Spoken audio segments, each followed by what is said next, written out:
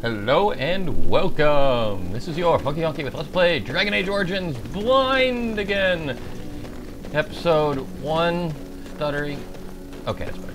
161. In this one, we're gonna give Morrigan her Flemeth's Grimoire. Here. Mother's real grimoire, is it? Mm-hmm. I am glad you were able to find it after all. My thanks for retrieving it. I shall begin studying it immediately and unlock the power that it holds. Cool. And plus 13. She got a skill. Inspired minor magic. To gain the minor boost magic. That's cool. Why is that hammer there? I want to craft something. I do want to use her to make potions eventually. But, apparently the fire game does not like the fire. Let's talk. Yes? The life in the wilds must have been very lonely. At times, perhaps. A world full of people and buildings and things was all very foreign to me. If I wished companionship, I ran with the wolves and flew with the birds. If I spoke, 'twas to the trees. And that seemed normal to you? What did I have to compare it with? In time, I began to wonder, of course. I recall the first time I crept beyond the edge of the wilds. I did so in animal form, remaining in the shadows and watching these strange townsfolk from afar. I happened upon a noblewoman by her carriage, adorned in sparkling garments, the likes of which I had never before seen. I was dazzled. This, to me, seemed what true wealth and beauty must be. I snuck up behind her and stole a hand mirror from the carriage. 'Twas encrusted in gold and crystalline gemstones, and I hugged it to my chest with delight as I sped back to the wilds. Can't imagine Flemeth was pleased. Just like I'm not pleased with the way it's stuttering. She was not. Flemeth was furious with me. I was a child and had not yet come into my full power, and I had risked discovery for the sake of a pretty bauble. To teach me a lesson, Flemeth took the mirror and smashed it upon the ground. I was heartbroken. What a hard...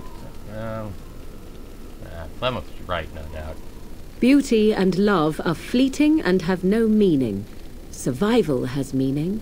Power has meaning. Agreed. Without those lessons, I would not be here today, as difficult as they might have been. They made you stronger, didn't they? They did indeed. To return to your original question, perhaps my time in the wilds was indeed lonely, but such was how it had to be. I find myself at times wondering what might have become of the girl with the beautiful golden mirror, but such fantasies have no place amidst reality. Note to self, look for a golden mirror. Yeah, hold on, I'll be right back. I'm going to turn down the graphics. Well, it seems to be working okay now. Let's try it. Yeah, see, it's still stuttering. I'm going to go turn down the graphics a bit. I'll be back in just a second. How's that? That's still not so good. Well, it's passing. It only happens occasionally, so I'll get them. Not riposte, stupid. Remember, you separated them. Momentum! Yeah, let's keep talking about Morgan. I'd like to ask you something.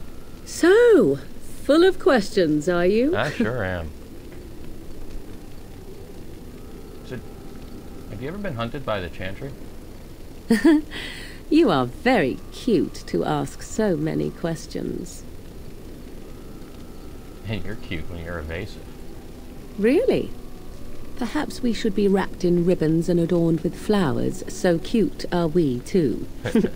My mother has been hunted from time to time, yes, by Templar fools like Alistair, which should tell you how successful they generally were.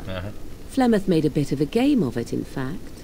The Templars would come again, and she would look at me and smile and say that the fun was to begin once more. Wait, have we already had this conversation? Oh wait, no, I did have the conversation in the one I recorded before, I think. I feel sorry for the Templars. They came with as much swagger and arrogance as they did self-righteousness.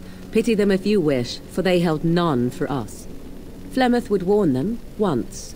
'Twas a warning they inevitably failed to heed. And then the true game began. Often Flemeth would use me as bait.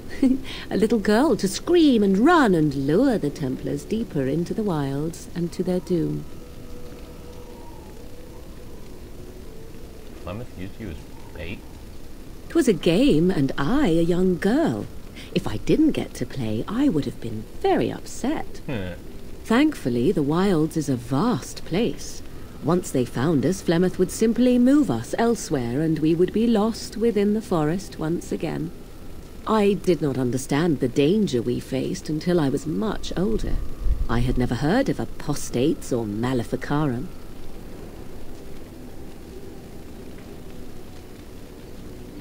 They got what they deserved. Perhaps they did. Still, I do not begrudge them doing what they believe is necessary. The Chantry sees any mages not leashed to the Circle of Magi as apostates, and apostates could become maleficarum. Okay, I gotta go close windows. I'll be back in a second. Shut up. It may even be true. Still, okay, those of us who prefer freedoms... Yeah, sorry about that. I just really didn't want to get rain all over my bed. Call me crazy. Yeah, anyways, let's see. So maybe chill. Those of us who prefer freedom see no reason to submit. I agree completely. Oh, I hope you're not simply being agreeable. It would be a refreshing change. Enough of this talk. Let us return to the task at hand. Another +3? What's our relationship at this point, anyways?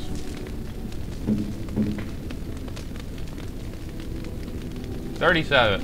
Interested. Let's keep talking. Yes? I'd like to ask you something.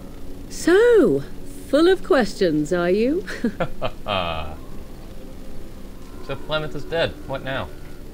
Now I have enough time to study Mother's grimoire to find a way to prevent her from stealing my body in the future. For she will be back. One day, I have no doubt of that. And if I cannot protect myself, one day I will track her down again in whatever body she inhabits, and she will die again and again if need be. But there is no need to think of such things now. I have you to thank for saving me, so let us return to the task of dealing with the Darkspawn, no?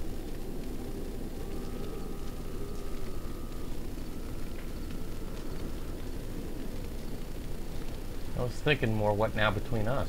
We have no idea what will happen in days to come, to talk of such things now. Let us go. There is much to be done before... There is still much to be done. Another +3? Keep going. Yes? I'd like to ask you something. So, full Yes, of questions, are you? Is Flemeth really what she seems to be? Well, that depends, does it not? What does she seem to be? Except, she's dead. Human? Oh, she certainly was human. Once. Tell me, how much do you know of the tale? The one that the chastened still tell of my mother, to frighten them into obedience. I didn't even know there was such a thing. Ah, I see. That does explain much. I can relay what Flemeth once told me herself, and you can decide whether or not 'tis the truth, if you desire. Sounds interesting.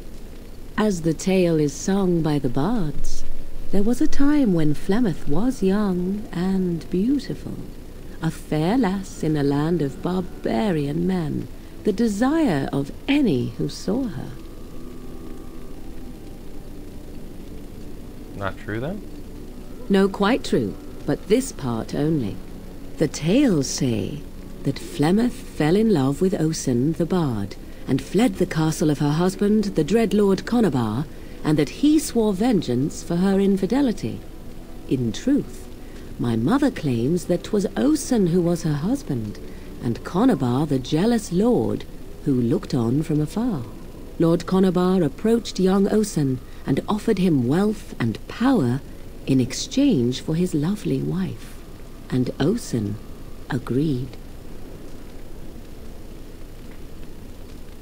He sold his wife to another man? The life of a bard is a poor one, and love fades in the wake of hunger. 'Twas Flemeth who suggested the arrangement. All would have been well had Lord Conabar kept his end of the bargain. But he was a foul man who bargained with coin he did not possess. Osen was led off to a field and slain, left for dead. Flemeth spoke to the spirits and learned of the deed, and swore revenge. She spoke to spirits or demons? Spirits first, and 'twas they who slew Conabar. Flemeth did not turn to the demon until much later. Lord Conabar's allies chased Flemeth, you see. Chased her to the wilds, and there she hid. There she found the demon, and he made her strong. The legends all speak of the great hero Cormac, he who defeated Flemeth and her great army when she invaded the lowlands centuries later. All lies. Which? She never invaded, or he never defeated her? The truth of the matter is that there was never an invasion.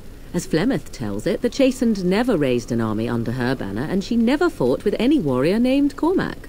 Cormac led a brutal civil war against his own people, and later claimed it was to vanquish evil that had taken root amongst the lords. Thus, he was hailed a hero. Clever. Flemeth was only attached to the legend much later. Perhaps 'twas due to the great war with the Chastened that eventually came, but Mother claims not to know how it began.